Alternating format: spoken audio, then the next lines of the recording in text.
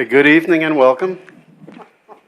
Today is March 25th, 2019. This is the Upper Dublin School District legislative meeting for the month. I'd like to call the meeting to order. I'd like to begin by asking everybody to please stand for the Pledge of Allegiance.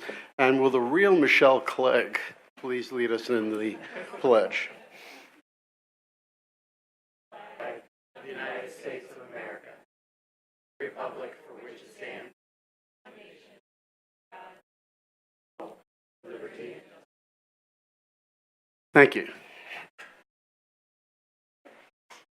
Okay, a roll call, please, Ms. Evans. Mrs. Franczyk. Mrs. Good. Dr. Kim. Dr. Ludwig. Mr. Ropsky. Mrs. Rothman. Mrs. Sherpier. Mr. Sirota. Dr. Levinowitz. I am here. All present. Okay, thank you. Well, okay, again, I'd like to welcome everybody for joining us tonight, those that are here live and those that are watching our live feed on Facebook. Just a few things I'd like to announce before we have Daniel speak about the incredible things that are going on at the high school. Yesterday, I was invited to attend the swimming and diving banquet, and it's an amazing event.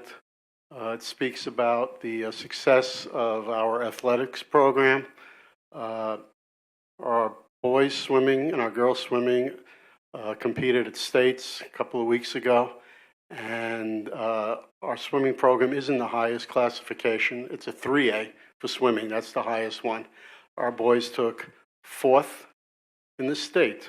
Our girls took second in the state. So it's an incredible swimming program. Our girls have won the Suburban League 30 years in a row. So speaks very highly about our swimming program. And also last week, I took the drive up to Bald Eagle High School District. It's not near here.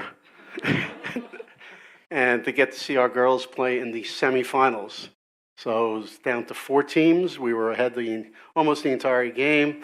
It got close. A couple of fouls were called, and it went into overtime. And unfortunately, we lost to Peters Township, who eventually went the following week and won the state champions for 6A. For some reason, basketball goes up to 6, swimming goes to 3.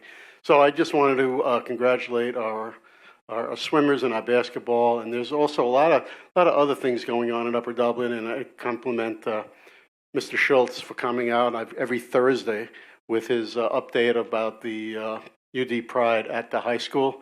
One other thing I wanted to announce was on Tuesday, March 19th, the Sandy Run Middle School Computing Club participated in the MCIU PA Media and Design Competition, which used to be known as the PA Computer Fair. Our middle school faced very tough competition from various schools in Montgomery County.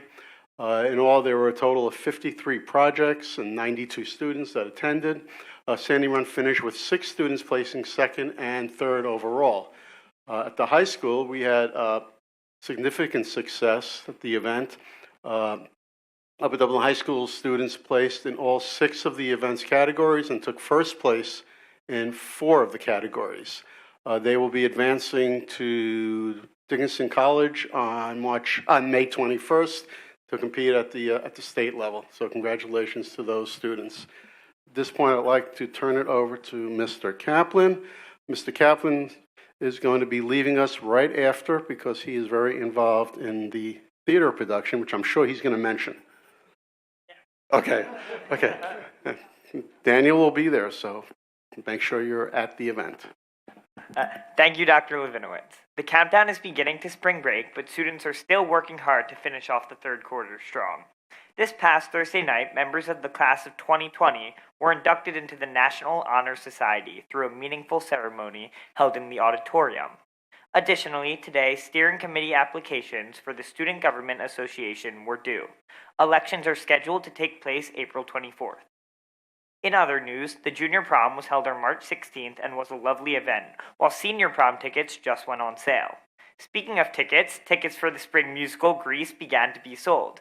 The show dates are April 11th through April 13th. There was also a dine and donate for the Upper Dublin Drama Club at Anthony's on March 31st. In addition to the show coming up, the arts department is very busy with our orchestra. On April 4th and 5th, the stringed orchestra will be going to Pittsburgh to perform at the PMEA All-State Conference. In club news, Future Business Leaders of America has their state leadership conference next week, where students will compete in business competitions, participate in leadership workshops, and experience Hershey Park. Lastly, as for the science fair, this past Friday, many students competed in the Montgomery County Regional Science Research Competition. Many of our Upper Dublin students won and will be moving on to the tri-state competition. Students in Upper Dublin are continuing to work hard through their last 8 weeks of school. Thank you. Thank you, Daniel. And some of us will be at the show in a couple of weeks with our leather jackets, and we're looking forward to experiencing Greece. Move on to our superintendent's report, Dr. Yanni. Thank you, Dr. Levinowitz. Tonight, I am really pleased to announce the finalist candidates for 2 administrative positions in our district. Many of you know that Brenda Bray and Tom Sigafus are both retiring at the end of the school year. And I want to say again, a heartfelt thanks to both of you for all of your support in my transition. First, I'd like to recognize Ms. Ashley Kitten, who is the finalist candidate for, she's already on the payroll. Ashley is the finalist candidate for our Director of Human Resources position. Ashley will come to us from the Upper Perkiomen School District, where she also serves as the Director of Human Resources. She was previously Human Resource Manager and Recruiter for the Bucks County Intermediate Unit. An educator at heart, Ashley has also served in an adjunct professor role teaching information science and technology via Penn State University. Ashley holds a bachelor's in information science and technology as well as a master's degree in information management systems with a concentration in human resources. Pending her approval, we'll look forward to welcoming her officially to the district on or around June 3rd. Replacing Brenda Bray as our Chief Financial Officer is Mr. Andrew Leckman. Andrew will come to us from the New Hope Salisbury School District, where he served as the Chief Operations Officer and previously as the Business Administrator. Andy started his professional career as an elementary teacher, but continued his education and earned his MBA. After serving as an investment manager in the private sector and the assistant business manager in the Allentown School District, Andrew was the Carbon Lehigh Intermediate Unit's Director of Business Services, and we look forward to welcoming Andy on or around July 1st. Tonight, the board is going to consider approval of Versatran transportation software. Versatran's routing and planning builds routes around the needs of our students. If you remember at the beginning of this year, we had a lot of challenges in terms of transportation. Factoring in all the logistics and assigning stops, the software is going to generate for us effective and efficient routes. We also have access to an app that will allow parents, guardians, and families to know when to expect the bus on a daily basis. The software is also compatible with our newly installed GPS systems. As part of my superintendent's report, there will be a link with some additional information about Versatrans from our Director of Transportation, Mr. Robbins. Tonight, I'm asking the board's indulgence by approving 2 resolutions. In the state of Pennsylvania, school districts are required to pay for students who live in their footprint who attend a cyber charter school. It's based on a formula from the Department of Education with absolutely no coherence around what it actually costs that cyber charter to educate students. And so if you think of a student, a regular education student that we may pay $18,000 or $19,000 for, when the actual cost to educate that student in a cyber environment is $2,000 or $3,000, we're sending a lot of money to cyber charters that could stay here and have a better impact not only on our students but on our taxpayers. Also, and in conclusion, I would like to thank the participants of our virtual coffee talk. That coffee talk is housed on the district's Facebook page. We had 163 viewers last Monday evening. And a big thank you to everyone who attended the Sandy Run Middle School Town Hall that was held last Tuesday evening. As we continue to improve communication structures throughout the district, we're pleased that these two events were well attended. That concludes my report. I also believe there was a video this morning. There was Monday morning with the superintendent. I'm sure everybody watched that, glued to their computer screens. Okay, we're going to get ready for our first presentation. I noticed before we do the first, we'll do the one before the first. There's something hanging on the wall. Ms. Place, would you care to? Sorry about that, Mrs. Ray. I didn't mean to upstage here. Anyway, good evening. Good evening, everyone. I am here to represent our wonderful third grade students of Jarrowtown to show our school's appreciation for the tireless and volunteer work of the school board. They chose the format You Could Be, but Instead. So please, I will be there hanging there so you can read this. Yes, Mrs. Franczyk, your son's is in here. Mrs. Franczyk J is one of these students. I'm just going to share a couple with you. You could be having fun with your family, but instead, you're helping to buy books for our schools. You could be going out to dinner with friends, but instead, you're attending school board meetings and missing dinner. You could be playing Candy Crush, but instead, you are approving our new technology. There was a connection there. You could be riding roller coasters, but instead, you are visiting and working with our schools. Here's one of my favorites. You could be making cookies with your mommy or daddy, but instead you're inspiring great things for Upper Dublin. Thank you for all you do. Jarrowtown Elementary truly appreciate you. Thank you. Thank you very much, and thank those dragons for us.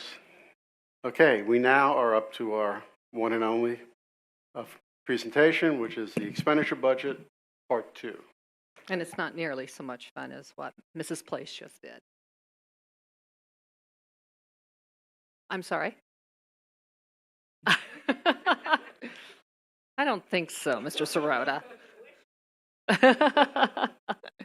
So tonight we'll have a brief discussion about expenditure budget part 2. Last Thursday evening there was a good deal of discussion about the 4 functions that I'll be highlighting tonight. Just want to hit on the budget timeline. Again, last Thursday we had Gallagher and Company, our consultants. They were presented a review of healthcare. That followed last month when we had the consortium come and speak to us and talk to us. So we learned more at a larger level and then our own experience. PFM, Jamie Doyle was here to talk about the next borrowing for Sandy Run Middle School. And then there was quite a bit of discussion regarding expenditures part 2. Tonight we're meeting, and then one thing I do want to announce or remind everybody, March 31st is the last time for those of you who have traded homes or sold homes that you might want to file the homestead application with Montgomery County Assessor's Office. We're looking ahead to April. Basically nothing has changed. May, of course, will be the first vote by the school board on the proposed final budget. And then we need to let it rest for 30 days before we take our final vote on June 24th on 1920. So you've all seen this slide before. Nothing has really changed over the last month yet. We have an audited uncommitted fund balance of $7.2 million as of June 30th, 2018. Total revenue of estimated of almost $101 million, total expenditures of $100.5 million. Want to keep the fund transfer separate. That's money that we are setting aside in a good spending plan so that we don't lose the capacity for the debt payment that we made, as well as some other money that we set aside for Sandy Run Middle School. Projected uncommitted ending fund balance, $5,138,000. Looking ahead for 1920, we start with that $5,138,000 and we add total revenue of $103 million. I want to remind everybody in the room that at this point in time and at home that the $103 million does include the Act 1 index of 2.3%. Total expenditures are estimated, and tonight we'll be going over the second part. Last month we went over a number of the functions. Total expenditures of $104.7 million. Fund transfers at this point in time are estimated to be $2 million or planned to be $2 million for next year, which if you add those two together, $106 million. Projected uncommitted ending fund balance next year at this point in time, $1.5 million. But in addition, the amounts that are in the box below, we still have 3.6 committed fund balance for assessment appeals, as well as money set aside for rate stabilization for medical insurance. So, as of tonight, we haven't factored in any retirements, but we have factored in the fact that PSERS is increasing again from 33.43 to 34.29%. We still have in here medical insurance rate increase of 9%, as well as the prescription. I'll pause there just a minute. Our actual first look was 2.58 for medical and about 17.92. We have our second look in now, and it's 3.32%, as well as RX at 0.438%. Thank you. I'm getting the affirmative here from Mr. Sigafus. We are still planning on a budgetary transfer of $250,000 to give us a little room next year. Capital project transfer, again, this is the amount that's being planned at this point in time, $2 million. And new debt for Sandy Run Middle School of $1 million. And when we borrow the $10 million and we end up settling on that in a few months, we'll have a firm number for that last piece. Third look for medical and RX is expected by April the 18th. We'll know more about retirements, whether we're going to factor all of those in. But I do want to have a cautionary comment here. Over the years, our expenditure budget has grown tighter and tighter. That is, there's not much variance that we have between the estimate and actuals at the end of the year. Revenue is where we've been more conservative, so we probably will be having conversations about the retirements and how much of those factor in at next month's and after that for our finance committee meetings as well as legislative. Sandy Run is obviously a repeat. Fund transfers, we will see what we do before the end of the year. And of course, we're updating estimates. The next two slides are simply the laundry list of function that we're required to have by PDE. We did, as I said, cover most of those last month.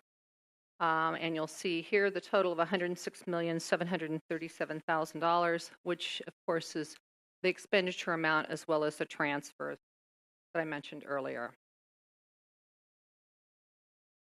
This slide's included if you were looking at it from your device. You would be able to click on the link and take you to the general fund budget with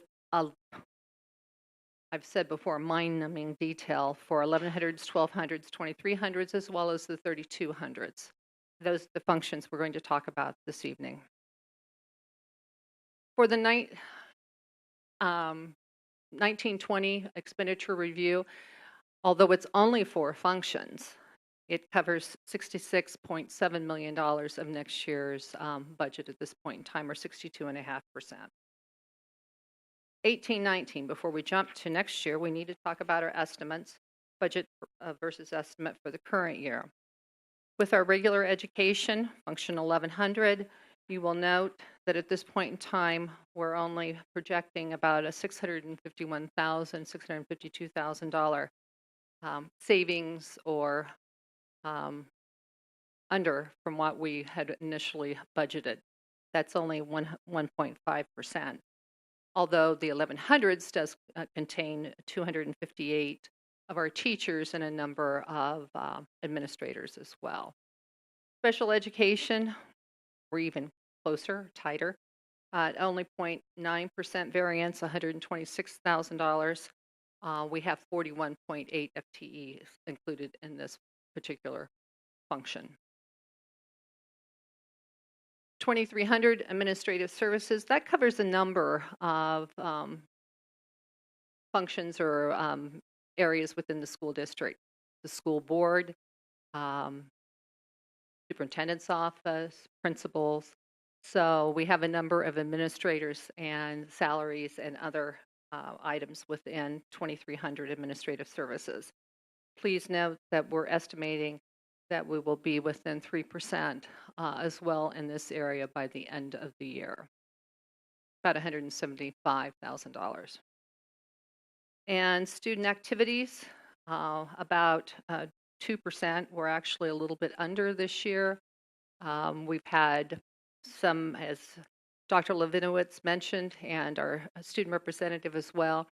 Sometimes when we have very successful teams at the end of the year, it does add a little bit of additional cost to transport, have them stay overnight, and some other things that need to occur.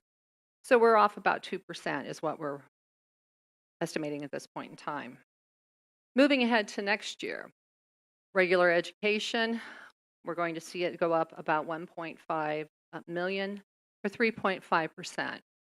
That includes all of the contracted amounts that need to be placed within that budget, as well as anyone that we know of for the current year, that is teachers that had column movement. So in special education is the same situation at 3.7%. So overall, at this point, expenditures for 1100 and 1200 for next year are estimated to be increasing by about 2% or 3.5% overall, or slightly over $2 million. Excuse me. Administrative services, we're able to pull that amount down for next year. It has to do with some changes in personnel, but again, it has is primarily due to salary amounts in that particular area. 1.3% as a decrease. We had a principal change during the year, and that was a big part of that reduction, as well as a communication position that we had budgeted for the current year, but obviously did not need to fill. 3200 function, moving forward.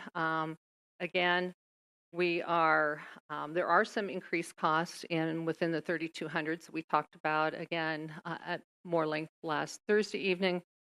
We had some additional insurance that we decided to buy for student coverage. But the main reason why it went down is band uniforms were purchased in 1920 at a cost of $70,000. So obviously we will not be needing to buy those for a number of years. Just, and it doesn't show up that well. I guess I should have come up here to take a look at it. This slide is just a graph to take a look at PSERS expense versus the increase in revenue, and just to show everyone how the PSERS expense over the last, actually it's only 8 years, has outstripped, continues to dominate a lot about what we're talking in expenditures. However, it's certainly not the jump that we saw a few years ago in the percentage of amount. And here is just a bar graph showing our 10-year history of expenditures. And where we are, we started at about 60 million 10 years ago, and we're ending at slightly over 100 million. And that particular graph is very near and dear to me because I've been here for 10 years. Questions on this top side budget presentation? Okay, just to reiterate that we went into much greater detail at the Finance Committee meeting last Thursday. This Thursday. So any questions from the board? Okay, seeing none, we will now, we're at the first community input. There are two community inputs. The first community input is limited to only input on action items and the presentations included on the agenda tonight. The second community input is on any topic. So we will now open it up. 4 minutes. Please state your name and where you reside in the township. Ginny Vitella, Ambler. I just want to clarify on the PSERS expense and revenue. So this graph is a little deceiving, and I can definitely not read the numbers totally right now at all. But I feel like whatever our total payment here is over to the right, 8 million-ish, we get half of that back, right? So the increase is increasing with our increased. We have an increased expenditure, but it's also our refund is increasing at the same percent, right? That's the question. Thanks.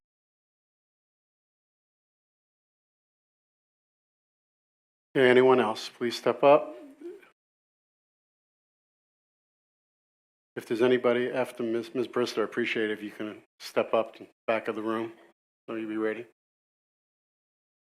Oh my goodness. Okay, I always realize how short I am when I come here. Okay, Anita Brister, Fort Washington. So first of all, I'd like to thank Dr. Yanni for doing a presentation tonight, which means we can comment on it. And the only thing I have to say about commenting on it, it was very good. But I do think it illustrates, for people who maybe don't understand the history here, recently the board changed a policy so that the first community input, you can comment on presentations or agenda items. And since Dr. Yanni and previous superintendents used to do a board report, might say something interesting in there, but we couldn't ask a question or comment, but now we can. So I appreciate that. Budget. I tried to take a quick look at this today. I want to preface this by saying that 10-year history, I just can't be happy with that. And it's nothing to do with Brenda, of course, or probably any business manager. It is that the board has taken us from 60 million to over 100 million in a budget. And you like to build things and you like to take on a lot of debt. You know, I guess the other thing that stands out to me, and this has nothing to do, or well, maybe I shouldn't say that too prematurely. Teacher's contract, okay? We're only headed into the first year. You did it early in January. You didn't have to negotiate anything until June. And we see a jump in those salaries of over 3% in the first year of the teacher's contract. And every time a new contract is negotiated, I get up and maybe there's one or two or three other people, and I always ask, is this affordable?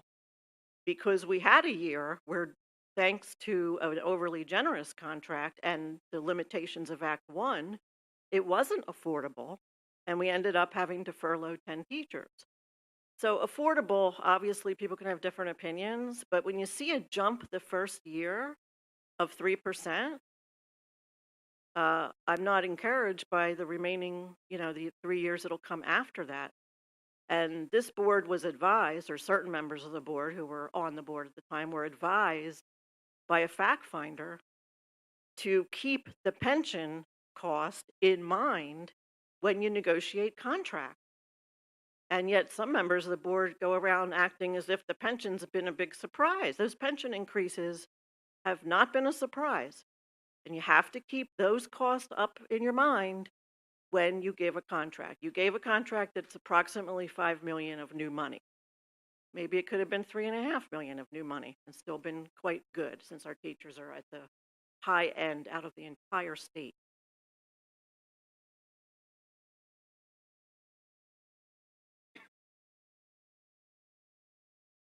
Roland Lynn, Fort Washington. Also, just a comment on Mrs. Brister's comments, and that is, over the next 4 years, the amount of the budget increase with regard to expenditures for teachers' salaries and for others is not just 3% a year, or the variations that are over the next 4 years, but if you actually look at it, the compounded interest, with compounded interest in each year, the actual increase in expenditures for those will be closer to 14% over 4 years.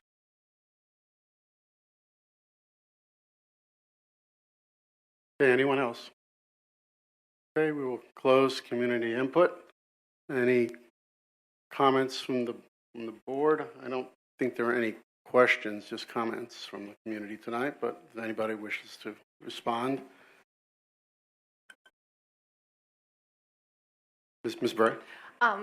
While I focused on the total of the 1,100 function, not just the salary, although I did point out the number of teachers that were covered in each of the two functions. But we need to go back to the detail to look at what actually the increase in salary is for each one of those line items, and it's much less than 3%. We have a number of other things. Benefits, of course, which we talked about earlier, at 9% for medical, in addition to the PSERS.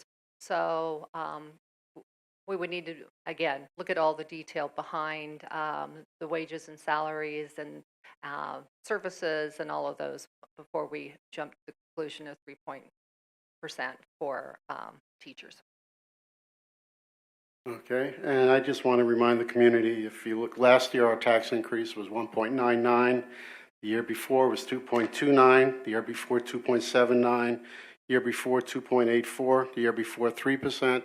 And the year before 3.01. So those are the past 6 years. That's what our tax increases have been. Any? Mr. Sirota. Just tossing it back to Ms. Bray, just to answer on the mic the question about PSERS reimbursement. We certainly do receive 50% of the amount of the PSERS expenditure every single year. We did cover that in the revenue, and we could also add another line, I guess, to the slide to show what the reimbursement is for each of the years, and that's a good suggestion. What I would also comment, though, if we're going to talk about PSERS increase, is the amount of state revenue that comes back to us. That state revenues increased to almost between 17 and $18 million, but a big part of that is reimbursement for PSERS and FICA as well. Okay, thank you. Anyone else? Maybe this was Dr. Ludwig. Maybe this was already clear, but the increase in PSERS, one, the amount goes up as salaries go up, but the other part is the percentage that has to be paid has gone up substantially over those 10 years. They were in the single digits 10 years ago. Is that right, Ms. Bray? I would want to look, but yes, very, very close.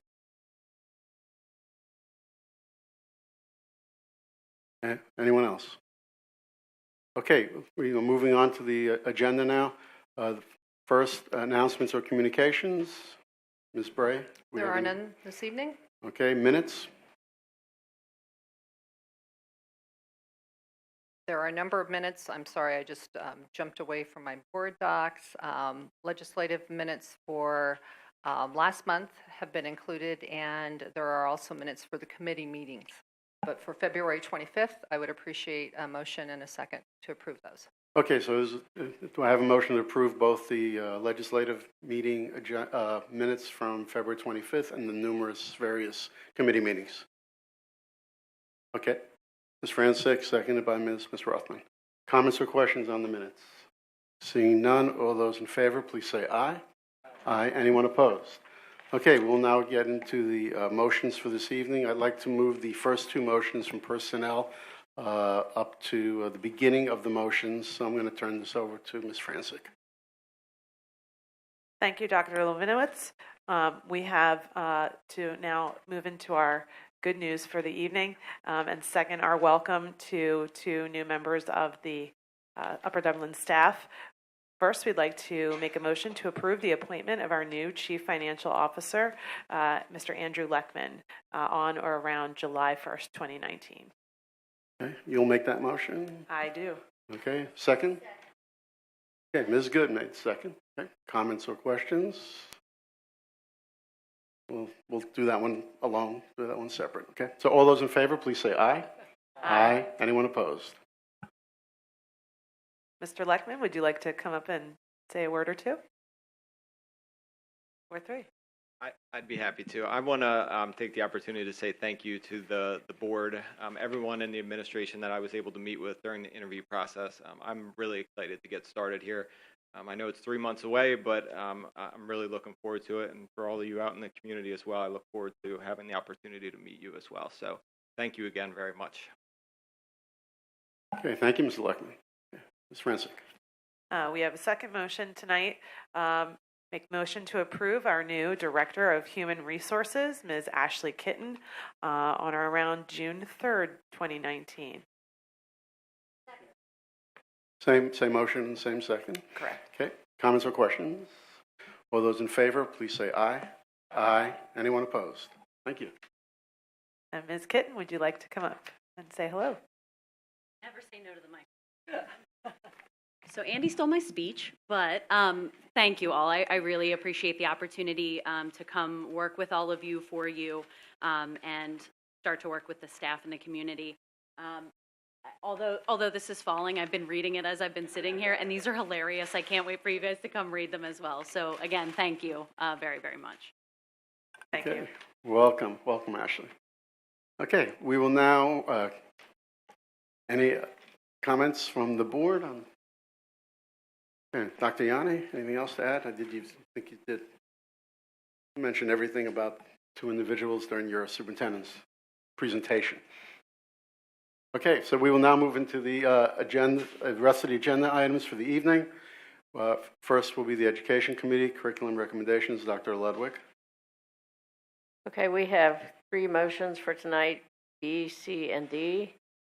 B and C have been discussed in committee. However, there are a couple additions to each one of those. And D is to approve the agreement between the Upper Dublin School District and the Pennsylvania Writing and Literature Project at Westchester University.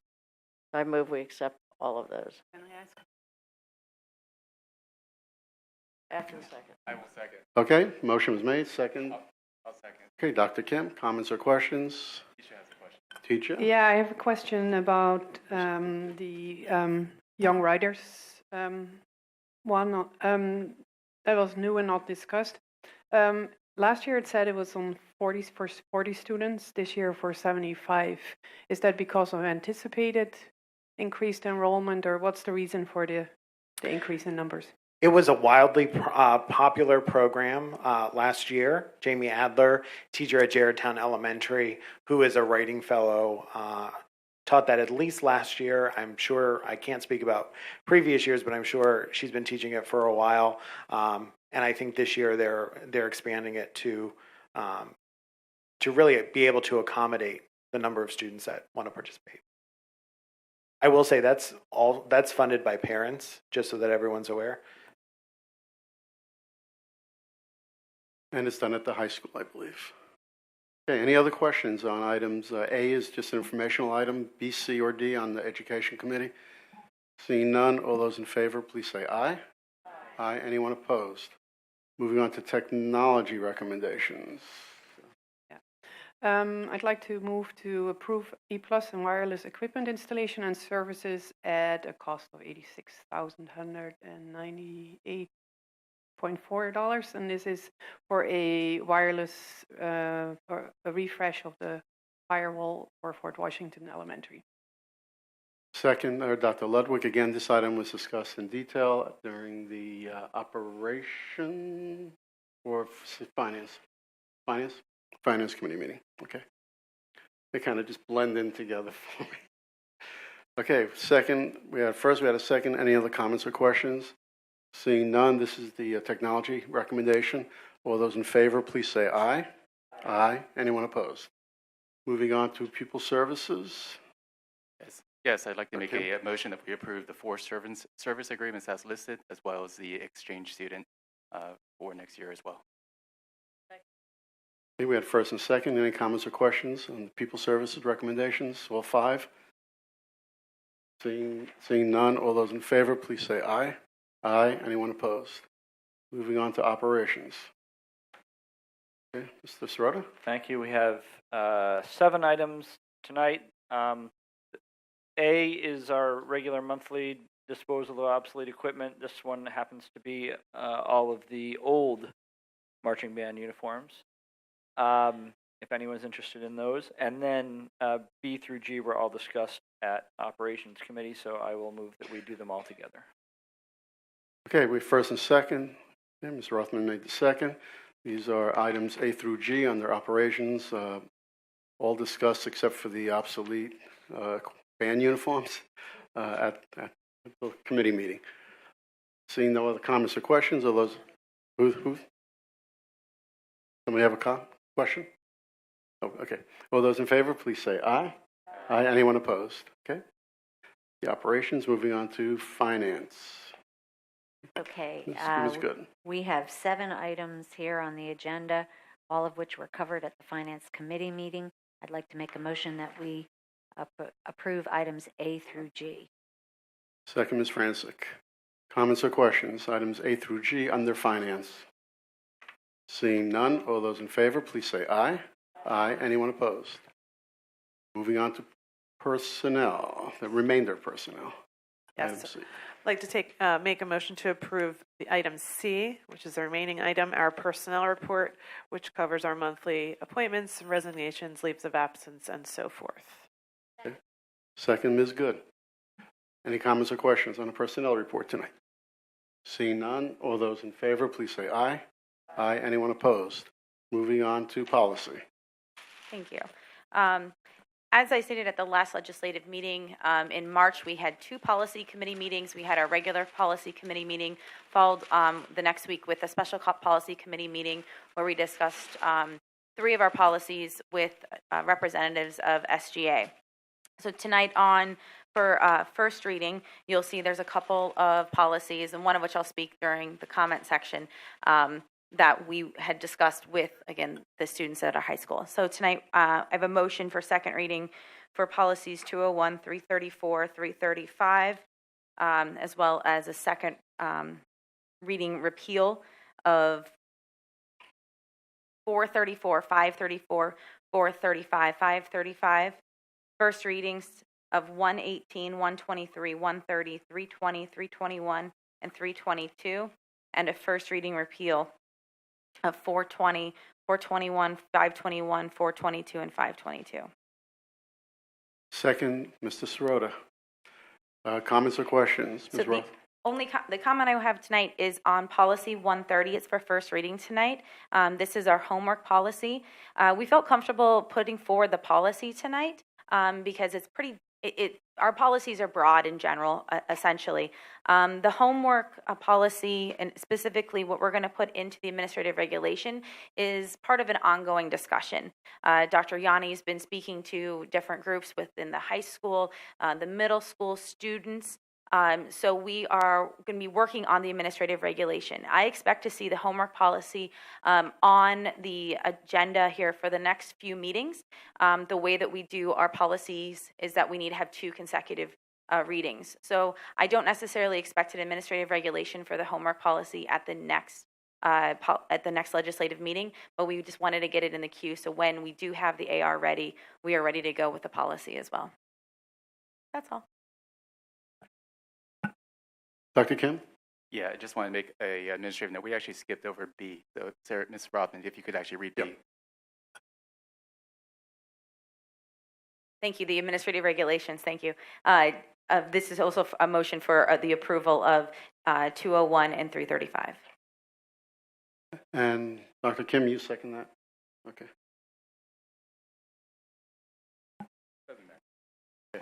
Okay. Any other comments? Just, Ms. Rothman, just we are we're eliminating some of the policies. Can you explain why we're doing that? Right. So what we're consolidating the policy book. So right now we have 3 sections within our policy book that cover employees at different classifications. There are 300s, 400s, and 500s.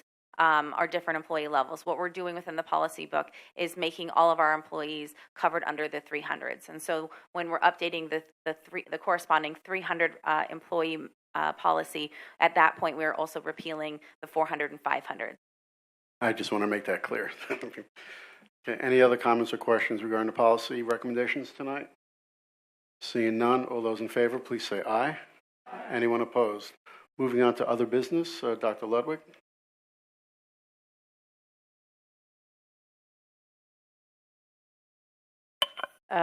we have two resolutions that are on the topic that Dr. Yanni discussed in his superintendent report that have to do with cyber charter school funding.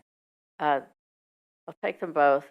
First is a resolution that deals with changing the reimbursement levels to be in line with actual expenses that the cyber charter schools are incurring rather than a big number. And the other one has to do with bills. One is a Senate bill and one is a House bill that aim to change, I guess, let me see if I can explain it, to allow school districts to keep, if they provide the option for in-house cyber courses, then even if a child or a family chooses to go outside the district to a cyber charter, the school district will not be charged because they have an option to stay in.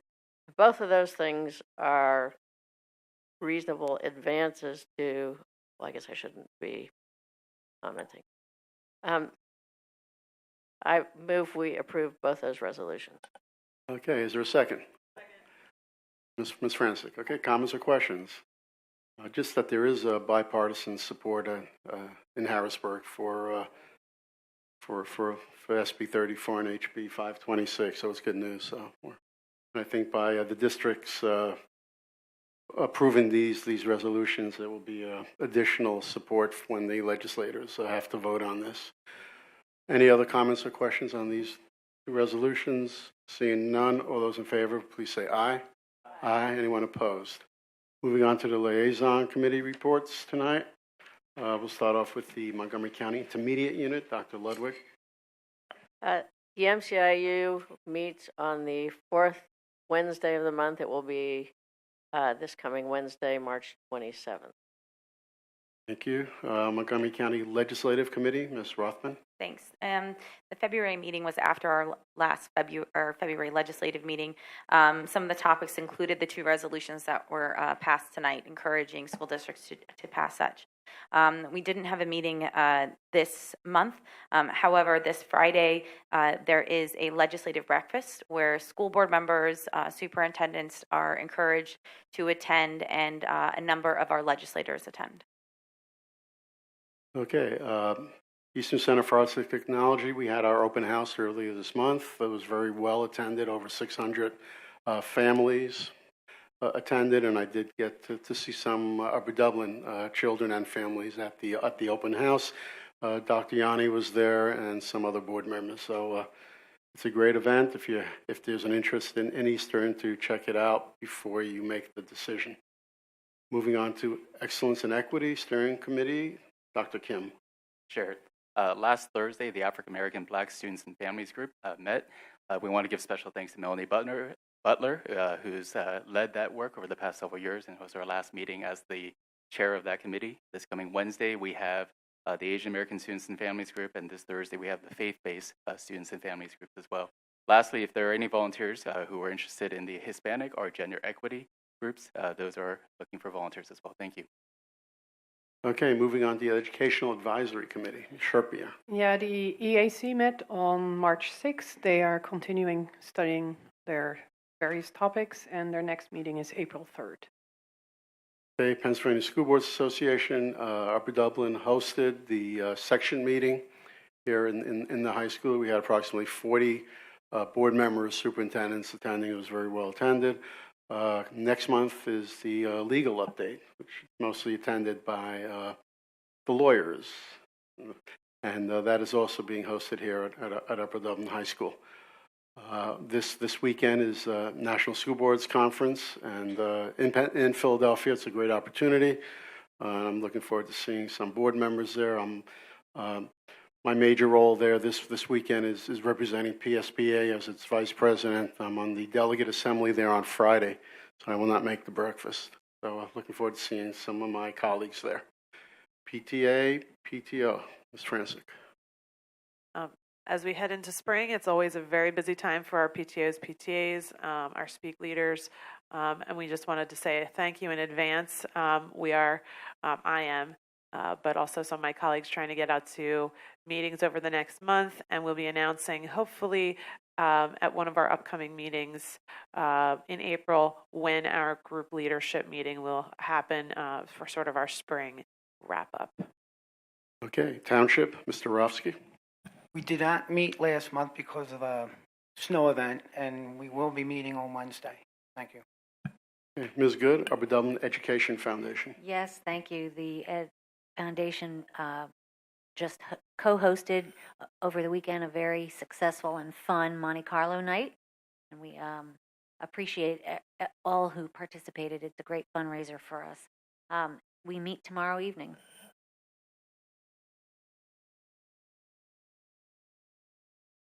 I just wanted to add with them is good that the Upper Dublin Hall of Fame is scheduled for April 5th. There should see some emails coming out about invitations to the community. They're invited to attend. So if you've been in Upper Dublin for many, many years, you might know some of these Alumni Hall of Fame people, and you may want to attend and congratulate them.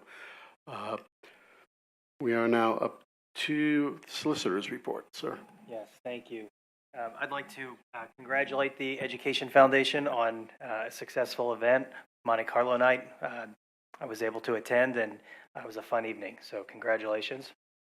In terms of the solicitor's report this evening, the board did meet in executive session immediately prior to this meeting, March 25th, 2019, to discuss matters of personnel that were contained in the personnel section of the meeting agenda, as well as litigation involving tax assessment appeals. And that's it. Thank you. Thank you, Mr. Diasio.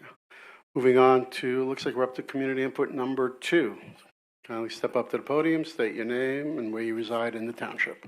4 minutes. Jen Kuznets, Port Washington. I just wanted to follow up from our Sandy Run Town Hall meeting that we had.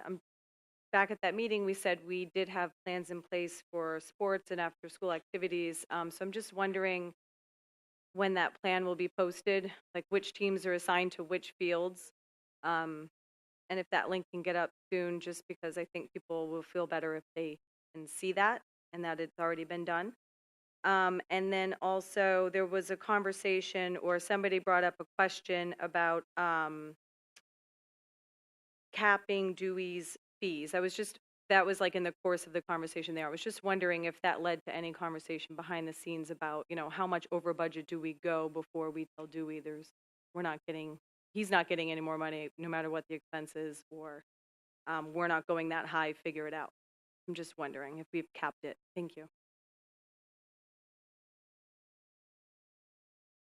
Anyone else? Please step up to the back of the room so we'll be ready for the community input. Mr. Swan. Yeah, Bill Swan, Glenside. I just wanted to share, and I'll drop off a copy of it, an article I came across, a commentary on entitled "How to Protect Your Kids from Google Predators." The author is pointing out not just what you would normally think is predators, but that the people, the infrastructure itself of Google is predatory. It leads to data mining and many other harmful effects. And rather than sit here and read the whole thing to you, I'll just drop off a copy, and they could be distributed. Thank you. Thank you, Mr. Swan. Lynn. Roland Lynn, Fort Washington, slide 17 on your presentation tonight says that in 2018-19 it was $58 million expenditure for the two items noted on that slide. On slide 15, it says that the expenditures are expected for for this coming budget is going to be $67 million. That's $9 million difference. If you divide $9 million by its base, it comes out to exactly 3.5%, which is exactly what Mrs. Brister was saying and what I was saying. I don't understand the response to either Mrs. Brister's comment or mine with regard to the fact that 3.5% for that particular expenditures is not going to be spent. Then why does it say you are? I got something else even important. There's an old adage, the road to hell is paved with good intentions. One of the good intentions of this school board, and in fact myself, and I put myself in this, is that I want to see more revenue and less expenditures. But one of the problems is that this board, publicly, and three persons who I've spoke to personally on this school board, have said that they've been trying to get more revenue without increasing the taxes. That is a good intention. The Wall Street Journal, in the last couple of issues, have made a very interesting comment, or I should say articles.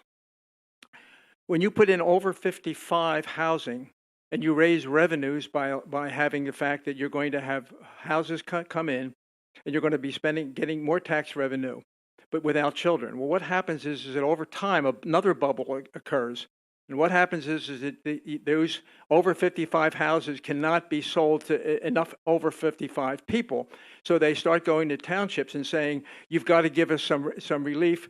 What happens is in most townships, and it's already happened, a couple of townships 10 years ago did that and have already been seen. But the expectations was that in 20 years, almost every township will see them. And within 30 years, you'll see almost all of them will have no more over 55 houses, but those same over 55 houses will now have a lot of children in it. That means more expenditures for the township, more expenditures for the school board. It's the law of unintended consequences. I appreciate what you're doing. I had to take a step back and say, wait a minute, maybe this isn't such a good idea after all. So anyway, I would ask you that when you're looking for revenue without increasing taxes, be very careful of where you go. The adage is more of a truism. The road to hell is paved with good intentions. And then lastly, with regard to the expenditures that we have for the taxes, the average house in the Upper Dublin Township is $195,000. On $195,000, the average person pays $6,000 in taxes. You can say you're only going to go up 1.5%. That's almost $100. But yet, in some places, 1.5% on many of the houses in the township is going to be in the thousands of dollars. I don't think you have a right to say just because you're going up 1.5% that it's not a burden to the township.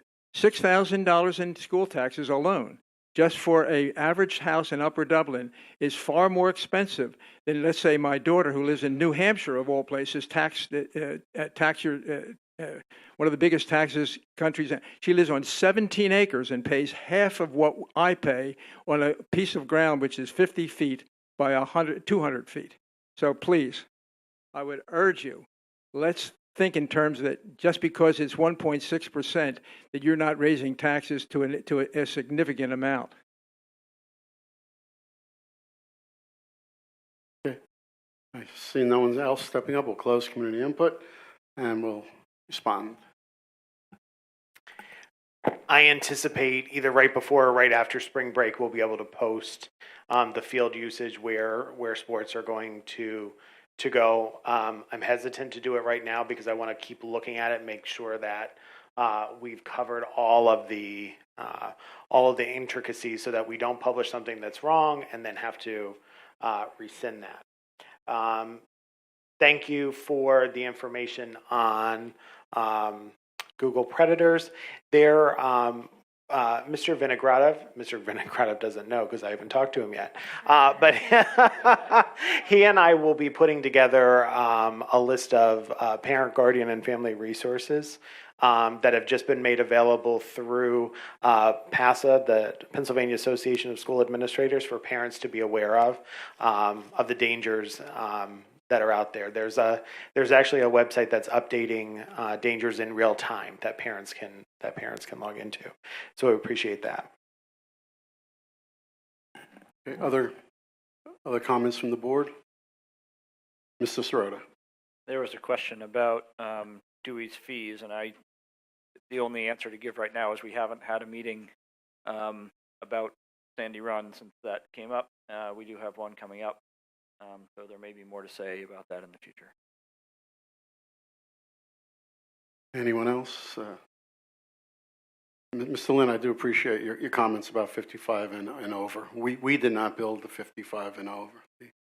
That's all done by the township. So it's not, but we understand the concern. And yeah, we understand the concern, yes. Yeah, but we can't, sir. Okay. I know your point. Okay. Final comments from the community? From the community. Sorry. From this board and the superintendent. So as Mrs. Rothman said, we had a meeting with our high school students as part of Student Government Association, looking at the idea of homework. One of the things we're going to be doing over the next couple of months is doing focus groups with teachers, with kids, also with parents and guardians, so that we can develop a belief system around homework, so that homework is purposeful and meaningful, and that it's not just given for the sake of it being given. I think if you watched that video last week, I think our high school students did a really good job of articulating the types of homework that they find to be really meaningful and really productive. And I think it's just an issue that we need to look at from multiple perspectives. Kids spend a long time in school every day. We know we have a longer day than any other district in Montgomery County, except for Cheltenham. And then to send kids home with a voluminous amount of homework that isn't really targeted, that really isn't meaningful, and that really isn't purposeful, that work is really for naught. So we want to make sure that everything we have kids do really has a purpose. So there'll be much more conversation about that throughout the rest of this year, over the summer. And hopefully, as Mrs. Rothman said, we'll have a strong administrative regulation written so that we go into next school year with clear plans on what the homework expectations are across the district. Thank you, sir. Anyone else? Okay, just to remind the community and the board, our coming meetings, April, we do have a week off in the middle of April, so some of our meetings are later next month. Policy and Education, April 5th. April 8th. Operations and Finance, and not until April 25th. Gives you more time, Mr. Lester, to put everything together. And our legislative meeting is not until April 29th. No new business. I see no other business in front of the board. May I have a motion to adjourn? Dr. Kim, second? Ms. Francic. Okay, all those in favor, please say aye. Anyone opposed? Thank you.